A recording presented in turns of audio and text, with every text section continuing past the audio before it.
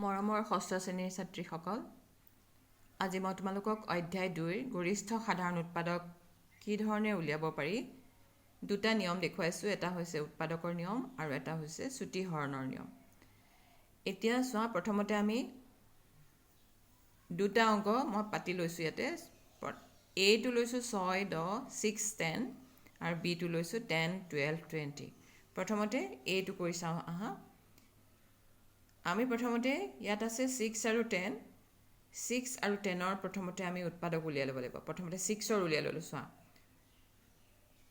6ৰ উৎপাদক। আৰু এটা কথা তোমালোকে মনত ৰাখিবা, তোমালোকে যেতিয়া অংক কৰিবা ক্লাছ 6ৰ পৰা, তেতিয়া সংখ্যাবিলাক সদায় ইংৰাজীত পাতিবা। কিছুমানে অসমীয়াত পাতি দিয়া, অসমীয়াত পাতিলে নহ'ব। এতিয়া এই তোমালোকে ইংৰাজীত সংখ্যাবোৰ পাতিব লাগিব। এতিয়া প্ৰথমতে আমি 6ৰ উৎপাদকটো উলিয়াই লওঁ। 6ৰ উৎপাদক আমি তাৰমানে উৎপাদক মানে তোমালোকে জানাই, আগত যিহেতু কৰি আহিছা। 6ৰ উৎপাদক কেনেকৈ, 6 যিকেইটা সংখ্যাৰে 6ক পূৰণ যায়। এতিয়া 6 1 6 গুণ 6, 2 3 গুণ 6 আৰু আছে জানো? নাই। গতিকে 10ক কোনটো সংখ্যাৰে পূৰণ যায়? 1 10 গুণ 10, 2 5 গুণ 10, এইকেইটা হৈছে উৎপাদক। আমি 6ৰ উৎপাদক উলিয়াই ল'লোঁ। এতিয়া 6ৰ উৎপাদকটো পাতি যাওঁ। 6ৰ উৎপাদক ক্ৰমান্বয়ে পাতি যোৱা। 1 2 3 6, 1 2 3 6, 6ৰ উৎপাদক বহুৱালোঁ।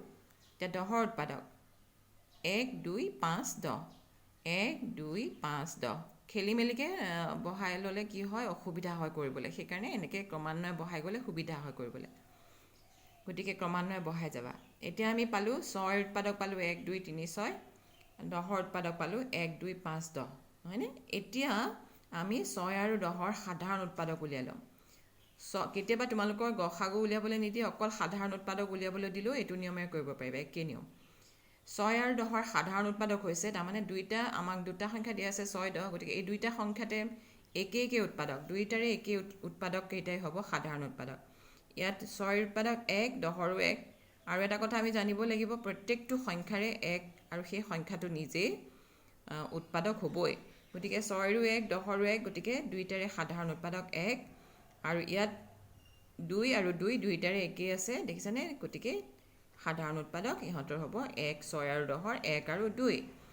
এইটো 3 5, ইয়াত 3 আছে, ইয়াত 5 আছে, ইয়াত 6 আছে, ইয়াত 10 আছে, এইটো সাধাৰণ উৎপাদক নহ'ব। তাৰমানে মিলা নহয়, দুইটাৰে একে উৎপাদক।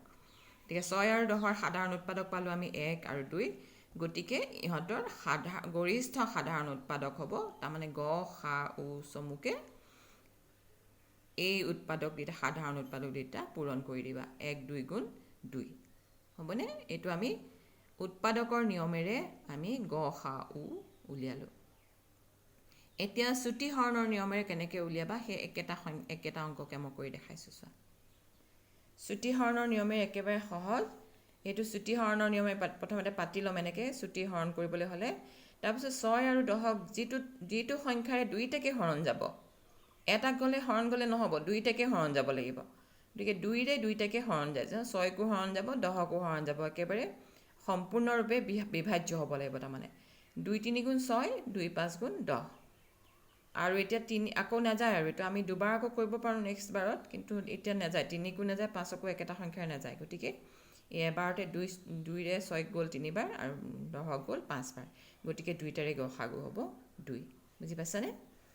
এতিয়া তেনেহ'লে দুটা চুটি হৰণৰ নিয়মেৰে আমি আৰু এটা উৎপাদকৰ নিয়মেৰে, দুটা নিয়মেৰে গসাগু তোমালোকে নিশ্চয় বুজি পাইছা বুলি ভাবিছোঁ। এতিয়া আকৌ আৰু এটা অংক যে লৈছিলোঁ, সেইটো চোৱা, অকণমান চাই দিয়া। উৎপাদকৰ নিয়ম আৰু চুটি হৰণৰ নিয়ম দুইটাৰে কৰি দেখুৱাইছোঁ। এইটো উৎপাদকৰ নিয়ম। ইয়াত আমি 3টা সংখ্যা লৈছোঁ, নহয় জানো? আগতে আমি 2টা সংখ্যা পাইছিলোঁ, এতিয়া 3টা সংখ্যা পাবা। 10ৰ উৎপাদক এনেকৈ উলিয়াই লৈছোঁ। 1 10 গুণ 10, 2 5 গুণ 10। 12ৰ উৎপাদক 1 12 গুণ 12, 2 6 গুণ 12, 3 4 গুণ 12।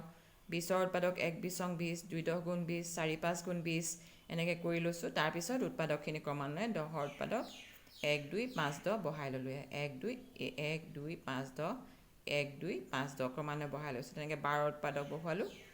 তাৰপিছত 20ৰ উৎপাদক বহুৱালোঁ। তাৰপিছত সিহঁতৰ সাধাৰণ উৎপাদক দেখিলোঁ যে তিনিওটাতে একে উৎপাদক কি আছে? 1 আছে। 1টো থাকিবই, নহয় জানো? প্ৰত্যেক সংখ্যাৰে 1টো সাধাৰণ উৎপাদক, আৰু সেই সংখ্যাটো নিজেই সদায় সাধাৰণ উৎপাদক।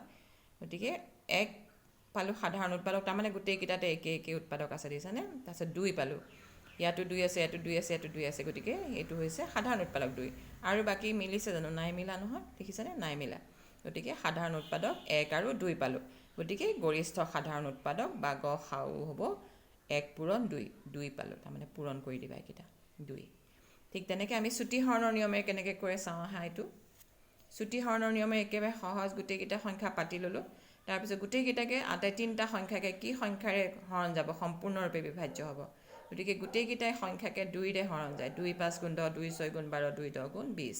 গতিকে যিটো সংখ্যাৰে আটাইকেইটা সংখ্যাকে সম্পূৰ্ণৰূপে বিভাজ্য হ'ব সেই সংখ্যাটোৱে হ'ব গৰিষ্ঠ সাধাৰণ উৎপাদক। বুজি পাইছা নিশ্চয়। ইয়াৰ পিছৰ ভিডিঅ'টোত মই তোমালোকক লঘিষ্ঠ সাধাৰণ উৎপাদক কিদৰে উলিয়াই সেইটো মই বুজাই দিম।